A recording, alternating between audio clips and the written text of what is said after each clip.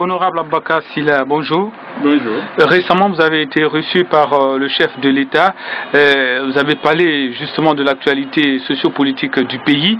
Mais d'aucuns commencent à s'inquiéter. Alpha Condé a reçu le chef de file de l'opposition, ensuite le porte-parole de l'opposition. Et il y a d'autres acteurs politiques, non des moindres, qui sont attendus aussi à Sékou Touréa. Doussou Condé, qui est parmi les fondateurs du RPG Arc-en-Ciel du côté de New York, s'inquiète. Elle dit qu'elle a l'impression que l'opposition tend à disparaître en Guinée. Est-ce que vous partagez ce point de vue? Non, pas du tout. L'opposition tend à disparaître parce que le président de la République a reçu le porte-parole de l'opposition et le chef de file de l'opposition. Bon, c'est une grosse plaisanterie, ça. Le chef de file de l'opposition a été reçu dans le cadre de la mise en œuvre des dispositions légales portant statut de l'opposition et statut du chef de file de l'opposition, qui oblige même le président de la République, ce qu'il n'avait pas fait depuis plus d'une année, ce qui était même anormal, à rencontrer périodiquement le chef de file de l'opposition pour discuter des questions d'intérêt national et des sujets qui préoccupent leurs concitoyens. C'est tout à fait normal. 2 semaines après, le chef de file de l'opposition était absent de Conakry d'ailleurs, il était à l'intérieur du pays, parce qu'il était affecté par le décès de son grand frère. Que le président de la République veuille rencontrer le porte-parole de l'opposition pour discuter notamment avec lui des questions d'actualité intervenues depuis sa rencontre avec le chef de file, surtout c'est tout à fait normal. Nous avons parlé notamment de la date qui a été fixée entre-temps par la CENI, la date du 18 décembre pour l'organisation des élections communales. Cette date n'était pas fixée au moment où il rencontrait le chef de file. Il a voulu en débattre avec moi. Je pense que c'est normal parce que moi j'y vais aussi en tant que porte-parole de l'opposition pour parler donc également au nom de l'opposition républicaine, mais en restant dans la même logique, dans la même dynamique que le chef de file. Même si le professeur Alpha Condé recevait un à un tous les leaders politiques de l'opposition, il lui dirait pratiquement la même chose, sous des formes différentes, et peut-être qu'il tiendrait tout simplement compte de l'évolution de la situation politique entre la rencontre du professeur avec le dernier leader politique et celui qu'il va rencontrer. Donc il n'y a absolument, à notre avis, aucun problème à ce sujet. Nous sommes en synergie totale. Chaque fois que j'ai une information qui concerne la vie de l'opposition, je la porte à la connaissance de tous les autres. Le chef de file fait exactement la même chose. Ma rencontre avec le professeur Alpha Condé était déjà programmée, le chef de file en était informé. Il m'a même chargé. Mais la question qu'on se pose justement, honorable, oui. La question qu'on se pose, c'est de savoir justement à quoi aboutit justement ces rencontres. Parce que vous avez parlé tout à l'heure de la date qui a été fixée, notamment en l'occurrence la date du 18 décembre fixée par la CENI, qui doit être en tout cas confirmée par Alpha Condé. Mais est-ce que déjà cette date n'est pas une source d'inquiétude, d'autant plus que les communales sont inscrites justement dans cette phase de discussion lors du dialogue?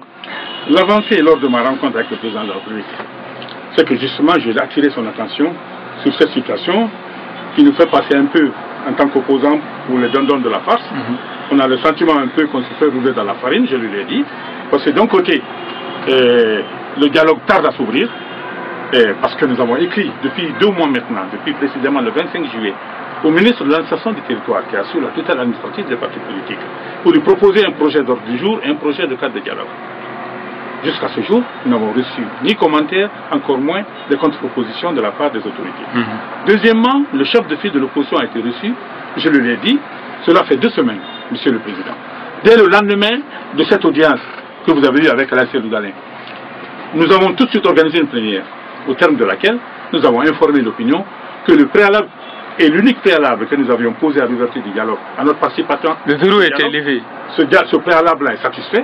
Donc nous avons dit que nous sommes prêts immédiatement à aller au dialogue et que la balle était dans le camp de la mouvance, notamment dans celui du gouvernement. 2 semaines après, j'ai dit à M. le Président, rien n'a bougé. Les lignes n'ont pas bougé, il n'y a pas eu la moindre avancée. Donc on a le sentiment effectivement qu'on se fait rouler dans la farine. Mais si vous faites rouler d'autant que, ce qui est plus grave, d'autant que pendant que cette situation demeure, la CENI développe son chronogramme et va nous mettre devant des situations de fait accompli qui vont rendre obsolète, totalement sans objet, ce dialogue, en tout cas sur les questions liées au processus électoral. Donc je l'ai dit cela. C'est en ce moment qu'il a pris son téléphone pour dire que lui il est surpris que nous n'avons pas été associés à la prise de décision concernant la fixation. Concernant déjà cet appel, il y a des médias qui disent qu'il n'y a jamais eu d'appel entre Alpha Condé. Il y a un seul média qui a donné cette information. Je ne sais pas pourquoi. parce que c'est une information totalement erronée, totalement fausse. D'autant que j'ai appelé immédiatement après le président de la République lui-même. Je lui dis que je ne comprends pas ce démenti, parce que l'appel a eu lieu à ma présence. Je ne peux pas démentir un appel qui a été fait par le chef de l'État devant le porte-parole de l'opposition. Il m'a dit, mais non, il n'a jamais accordé une interview à un journal.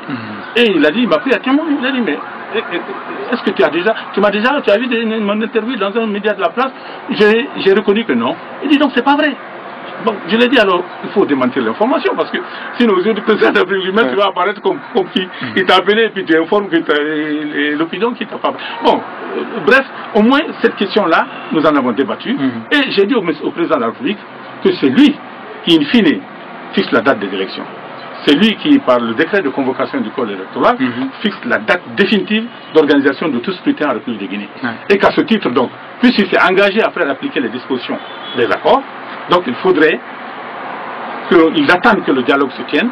Et une fois que ce dialogue va convenir d'un échéancier ou d'un calendrier ou de modalités d'organisation des communales, qui reflète ça maintenant dans le décret de convocation du corps électoral. Il m'a dit que c'est tout à fait normal.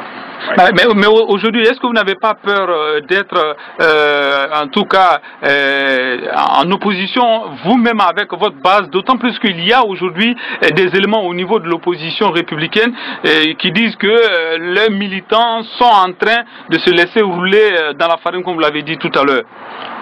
Écoutez, ça c'est de bonne guerre, c'est normal. Hein. On a toujours une base qui est très impatiente et qui ne comprend pas toujours les démarches des dirigeants du parti. C'est toujours comme ça en matière politique. Vous ne craignez pas de leur donner raison demain?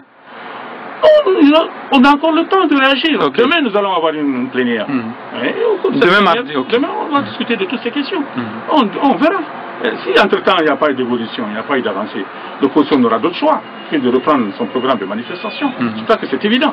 On ne peut pas continuer à croiser les bras, à laisser un dialogue hypothétique devenir sans objet par suite de la mise en œuvre de toutes les dispositions qui devaient être convenues au cours de ce dialogue. Donc nous allons évidemment reprendre notre programme et faire refermer la parenthèse du dialogue. La décryptation du climat politique ne peut être effective, ne peut ne pas être un marché de dupes que si cette décrispation s'accompagne du respect des engagements, d'actes concrets. Et c'est ce que j'ai dit à Monsieur le Président de la République quand je suis sorti de la présidence, c'est ce que j'ai dit aux journalistes, que c'est très bien, ces propos apaisants, c'est une très bonne chose, ces discours flatteurs, c'est très bien, et on se tape même dans le dos parfois et tout, et on se rend visite lors des cérémonies comme les obsèques du frère du chef de file de l'opposition et tout. J'ai dit, mais ça ne suffit pas. Il faut que tout ça soit traduit par des actes. Sinon, ça va être un marché de dupes. Et nous, dès demain, nous allons tirer les premières conséquences de ce statu quo et nous allons certainement annoncer quelque chose de nouveau. Donc, nous n'avons aucune crainte d'être en rupture avec nos bases, parce que nous avons des convictions qui ne changent pas, parce que simplement on a rencontré un président de la République, on ne serait pas des opposants dans ces conditions. Donc, nous restons fermes sur nos convictions. Nous ouvrons, quand on nous tend la main pour le dialogue, mais nous la prenons, mais nous restons quand même, comme je l'ai dit, très vigilants, très attentifs à l'évolution de la situation sur le terrain. Honorable Abaka Sylla, merci d'avoir répondu à nos questions.